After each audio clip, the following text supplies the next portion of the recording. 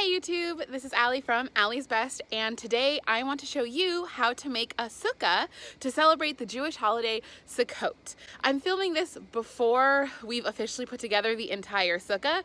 I'm not sure if this is even going to make it into the video, but I am excited. Seems pretty easy. We put up the frame the other day, then took it apart so that we could film it. So I think that part will go pretty quickly, and then we have to put up the walls and a roof, so it will be fun.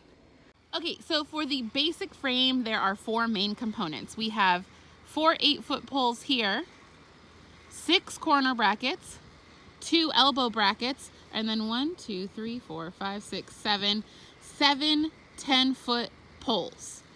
Those are poles that are going to be part of the roof, and we don't need to worry about them right now. We're gonna put the top together first, upside down, and then we flip the top up to put it on the bottom. You'll see, it'll make sense. To make the top of the sukkah, you need 4 10-foot poles and then 4 of the corner brackets, the ones that have the 3 little holes.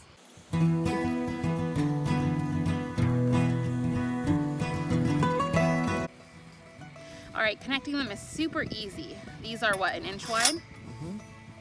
You just slip in the pole until it can't go in any farther, and then you tighten this little screw.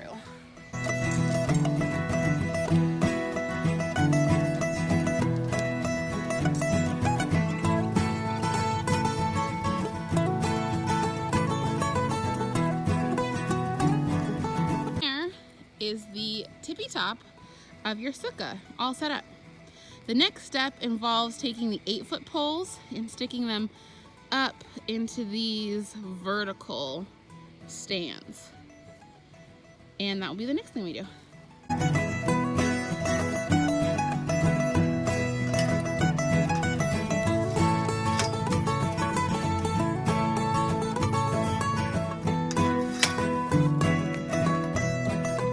So here's what you have. The top of the sukkah, then the sukkah poles that will give it its height, and now we have to take the whole thing and flip it over.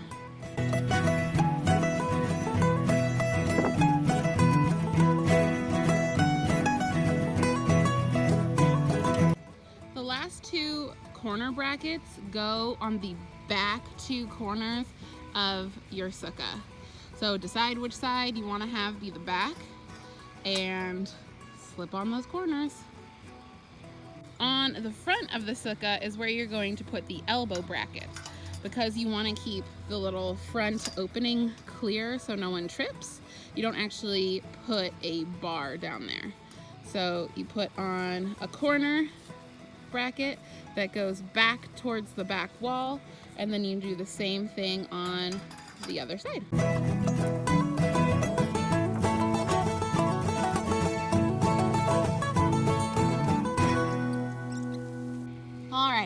And what you're left with is a rectangular prism that is 10 by 10 by 8, and it looks pretty good with an opening right there, which is going to be the front. Now I think we're going to make the walls. So for those of you who may not be Jewish or may be Jewish and may not know, there are a ton of rules about building a sukkah and kind of like regulations, and I don't know them all, and so I'm just trying my best, and we really want to celebrate this holiday finally at the house that we own. I've never had my own sukkah before, so we're trying to go with it the best we can, you know, not being rabbinical scholars or anything like that. So yeah, anyway, we are going to build the walls right now, or not build, but hang. We're using canvas walls, and yeah, that's what we're doing. So Pat got us 3 of these 9-foot by 12-foot canvas, what are these called, drop cloths, and we're going to use those with a little grommet making kit and a new hammer we bought because we lost ours. So let's try to figure this out. Okay, so we have made one of the panels for the wall, and it's working out okay. So we are going to show you how to take your canvas and add grommets to it so that it's easy to hang with shower curtains. Shower curtain hooks, not shower curtain. Whew, it's hot and I'm tired. First, you have to take your piece of canvas and figure out where the 12-foot length is, because that is the part where we want to add grommets. Okay, we have the 12-foot length in our hands, and the way we chose where to put the grommets was basically by folding. So I'm gonna set you down and hopefully you can see the method to the madness. So you have your 12-foot length, and obviously you want one at each end. So we take the two ends and put them together. Pat's gonna hold on to them. And then, obviously, we also want one at half. So now we have the halfway point marked. This is too much slack still, so we are going to fold it into quarters. Everywhere that's where Pat's holding gets the grommet. Everywhere that I'm holding gets the grommet, and then these 4 pieces of fabric here all get grommets right in the middle. So here's the fabric folded into quarters, and let me show you where grommets are going to go. One grommet is going to go here on this outer layer, right there. Another grommet's going to go here on this inner layer. You have a grommet, 1, 2, 3, 4 grommets right there.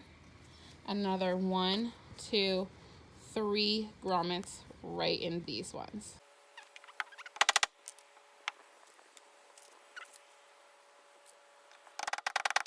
I figured some people might be interested in how many grommets we used. So it's 1, 2, 3, 4, 5, 6, 7, 8, 9. Right now it's 9 per panel. So it's 18 overall. Math. Okay, here we are. So this is the front of the sukkah. And you'll see, because we use the 12-foot lengths, we have a little extra for the opening, which I think is nice. So I just want to give you a sense of how they're hooked on. So we have 2 hooks at the front of the sukkah. And it goes all the way around the top.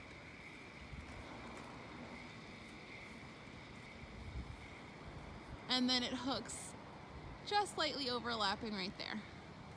Then on the inside of the sukkah on the bottom, we have the walls tucked under the frame so that they don't like move in the breeze too much. Like technically the walls are not supposed to flap in the breeze, and they are definitely flapping, so we're gonna have to figure out a solution for that. All right, the walls of the sukkah are up. It's not windy right now, so they look nice and perfect, and now we're gonna have to start on the roof. Okay, so there are our hoopah poles. They were the hoopah poles for our wedding, and now we are using them to hold up the roof of the sukkah. All right, it's coming along. It looks nicer in person, I will say. We're still having some trouble with this part. This big open space, but hopefully we will get another pole from one side to the other to help us with that. Okay, today is the day that Sukkot starts. It starts tonight, and over the course of yesterday evening and today, there have been some changes that I wanted to share with you. First, folding the sides of the sukkah under, so sliding the canvas under the poles, isn't keeping them down in the wind. So we have these stakes, and we are going to stake the sides of the sukkah to the ground. And then where we put holes, we're going to put those little brackets in later. And also, like chopping down trees for the top, we just weren't going to be able to chop enough down. So we bought some covering for the roof that we will show you. So this is what we're dealing with. Not really bad or anything. We just have to keep it from doing that. So there is one of the little what are they called? Stakes. There's one there. There's one there. It was super easy to put them through, it seemed. Pat did it. But yeah, they look pretty good.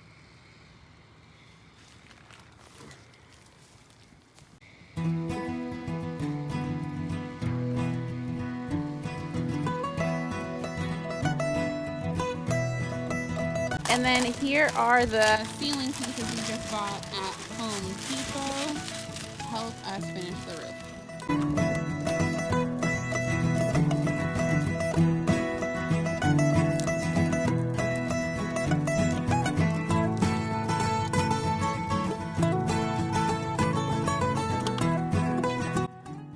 I'm in my bedroom now, and we have finally finished the roof as good as it's going to be, put up some lights, put in the table, and now I'm gonna show you what it looks like. But I wanted to just take a break and let you know that the way we did it in the end for the roof was way harder than it needed to be, and I'm gonna link below some alternate options that are way easier seeming. Obviously we haven't ever done those ones, but this was a little bit of a mess. So I have this big basket of things that I'm going to put out in the sukkah for this evening and that need to be brought back into the house before the night's over, that I don't want to leave outside. Here is the sukkah. We have 2 plants outside. I'm gonna get closer and you can see the lights. Yeah, we're gonna try to make it look nice.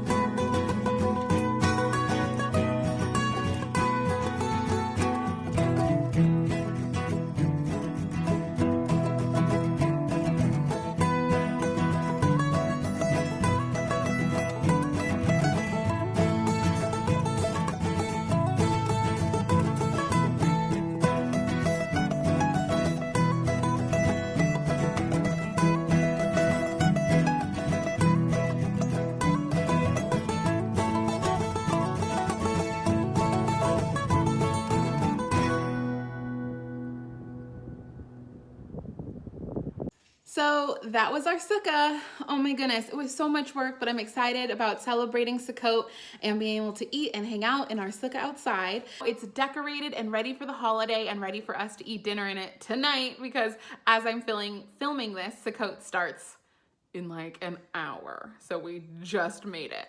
Anyway, thank you guys so much for watching. If you like this video, please click like and subscribe below. I'll see you guys later. Bye. All right, YouTube, I just wanted to show you what the sukkah looks like lit for nighttime. I just think it's so cute and so pretty, and it was hard work to put up, which makes me even more thankful that we get to enjoy it. So have a great night.